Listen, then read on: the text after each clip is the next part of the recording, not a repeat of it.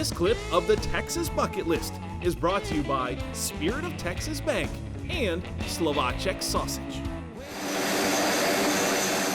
You know, whenever we're on the road traveling across Texas, we'll occasionally run into interesting eateries. And while we're in Abilene, that was definitely the case. You see, in the Key City, there is just one Middle Eastern restaurant, and it's run by a gentleman who escaped Iraq just a few years ago. Now he proudly serves the military members of Dyess Air Force Base, all from Abilene.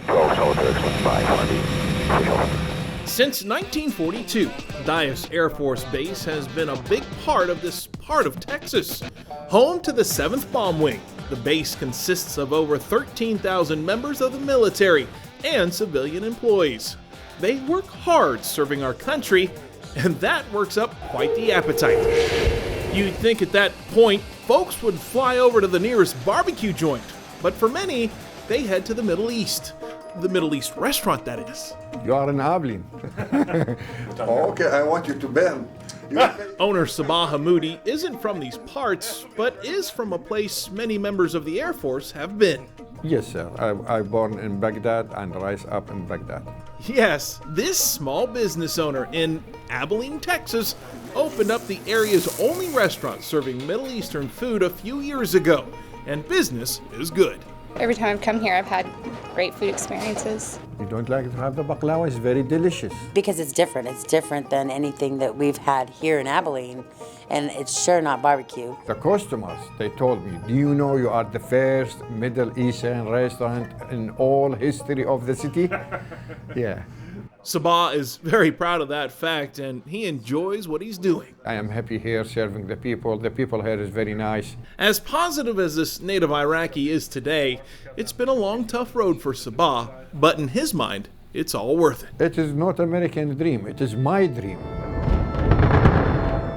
To get a full appreciation of Sabah's story, you have to go back to that night in 2003 when the war in Iraq began. When the war started, I am in Baghdad. An employee for the Iraqi Airways, Sabah went to the airport a few days after the start of the war to check on the status of his job. This picture, in the first days they enter Iraq. That's when U.S. forces stopped him and a few others for questioning, changing his life forever. He said, who translate for them? Then I said, yes, sir, I will do it. Sabah was able to communicate with the members of the Army thanks to his education in the English language. A few minutes later, he had a job offer. They said, you will stay working with us. You like to work with us? I said, yes, why not? For $3 a day, Sabah translated for the U.S. Army 13th Air Defense Artillery Unit. While working with the Army, he gained their trust, loyalty, and friendship. When the enemy coming, they will not distinguish. They said, oh, this one Iraqi, don't shoot him, and this one American, shoot him. No, we will kill together. So we are like one person. Eventually recruited by the Air Force, Sabah proudly displays a picture of one of the most pivotal days of the war in Iraq in his restaurant. This is the picture, you know, with the American Air Force in 2003, as you see, the day they captured Saddam. When you look at this picture, what do you think of? This is the new time for Iraqi people to come. Why do you display this picture? This is important because a part of my history and make the people know what I am.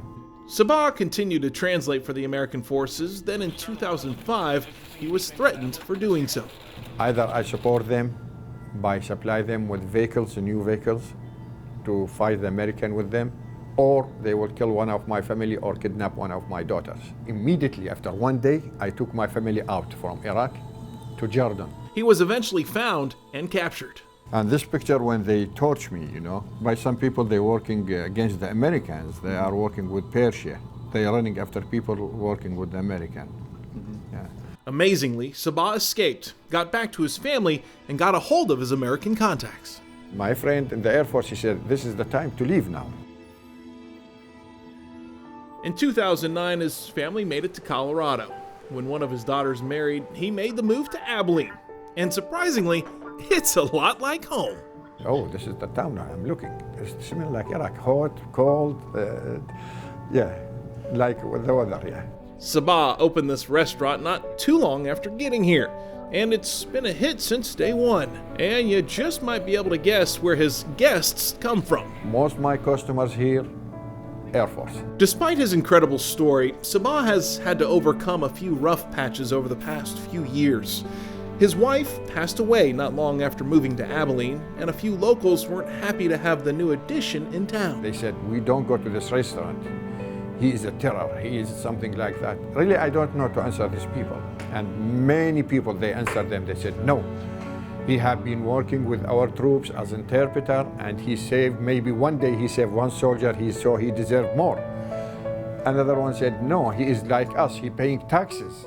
He paying taxes. He working legal like us. Why we don't go support him? And that's been the overwhelming sentiment. We're happy they're here. It's heartwarming to hear that and to know that he stayed here, and the Air Force community has really accepted him and taken to his restaurant and gives him the support. You know, you see a lot of military fatigues in here, and so you can tell that they still have a connection with them. Thank you for your support. Sabah's other proud mementos on his wall include a poster signed by members of the Air Force based at Dyess. I am happy to feel that I get something back from them also. What I give them in Iraq, they give it back to me now.